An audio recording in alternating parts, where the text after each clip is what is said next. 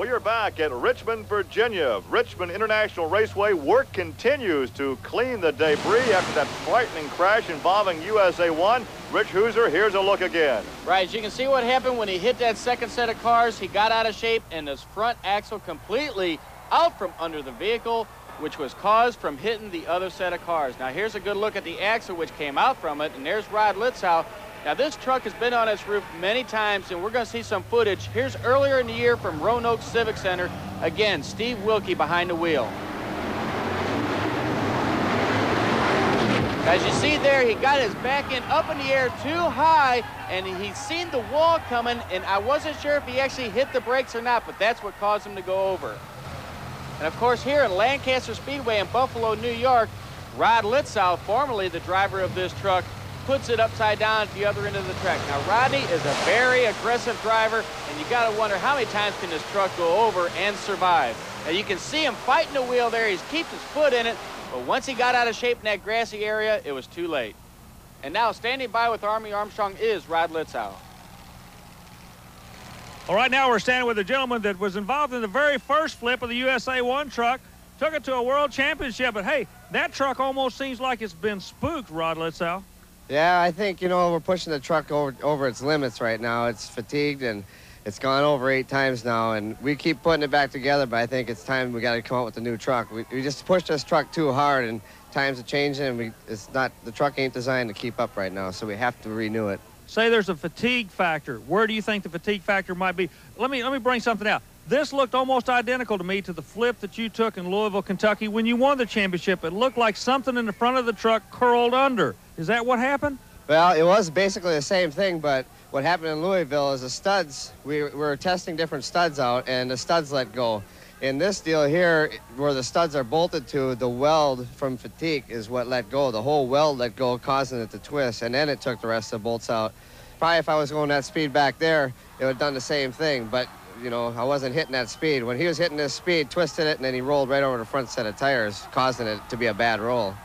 Well, if that white truck had a black stripe for each time it's been upside down, it would look like a zebra. Here now are the matchups for the second round. Nightlife against King Crunch. The Thunder Chicken, the third fast loser, against Carolina Crusher. Also, we'll have Wild Hair, another fast loser from round 1 against the Jersey Outlaw, and Bigfoot against Equalizer. Round 2 action here at the Richmond International Raceway. It is the auto value King Crunch of Scott Stevens and Dave Wyzorik in Nightlife. A good close battle over the second set of cars. Who wins that thing, Rich? It is the auto value King Crunch with a little collision down here at the finish line. Now they both got a little out of shape, and Crunch just put on the brakes to keep from causing a bad collision. Watch here. Now, Scott said he was going to be taking it easy, but you can never believe what he says, because when he gets behind the wheel, he only knows 2 speeds, and that's idle and open. And, of course, he takes it right there barely without no front end on that truck. But right down here at the end, as we'll be able to see when they come at you, Nightlife gets a little over in the Crunch's lane and causes Crunch to put on the brakes, and right there, they collide, just bumping tires. No damage to either vehicle. Well, there is a good look at the battle-weary auto value King Crunch as Scott Stevens climbs out, and he'll be ready for more action yet this evening. Ready for our next lineup, we look through the cockpit of Gary Porter's Carolina Crusher to another yellow Chevy. That is Thunder Chicken with the young lady, Karen Pencil. Right away, she has problems at the beginning, Gary, and Gary Porter's going to have an easy run here. So Gary Porter advances to the final 4 of the semifinals in the Carolina Crusher. Now let's go for a ride with Gary in his truck, and you can see they got to steer, shift, see where they're going, and hang on with all that bouncing, and it's a rough ride. Believe me, I know.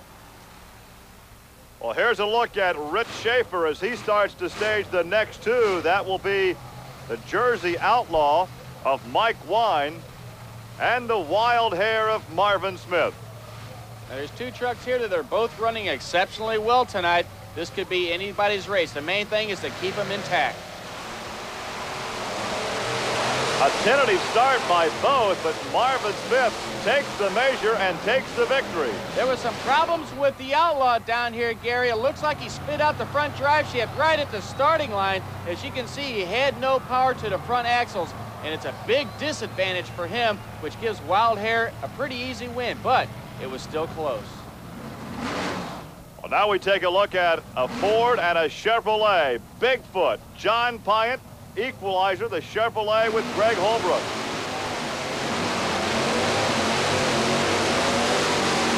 And Greg takes the victory. Oh, the Bigfoot truck into that concrete wall. Boy, as I mentioned earlier, John was a little tentative about them walls, and as he comes out, he knew he wasn't going to let off the throttle in this race, which he didn't.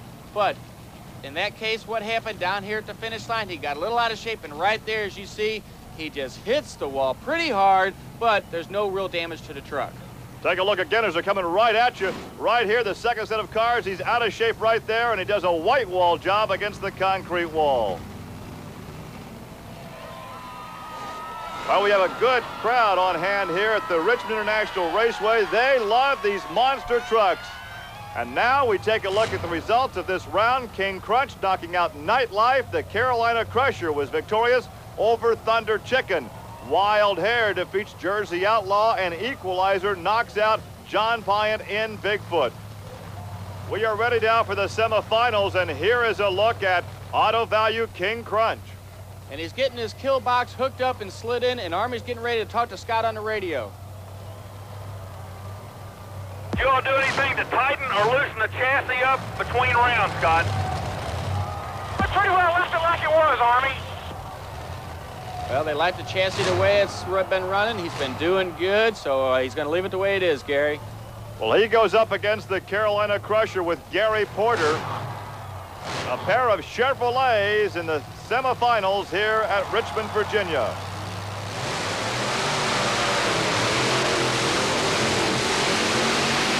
And the Crunch got in trouble coming over that first set of cars, and Gary Porter takes the victory.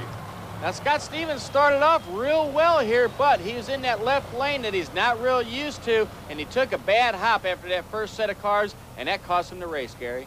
Here's Army with Gary. Gary, it's final time, and you're going to be there. The truck looks better right now than I've seen in a couple of weeks.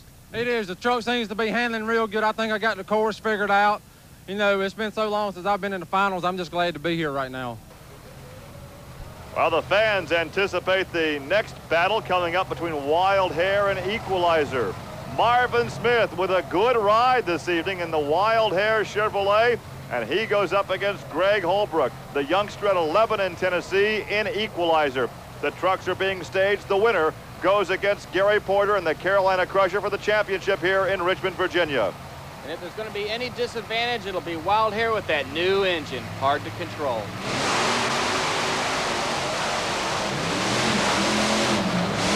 And Greg Holbrook with about, 3 lengths there, takes the victory, and he will meet the Carolina Crusher, much to the delight of the fans here in Richmond.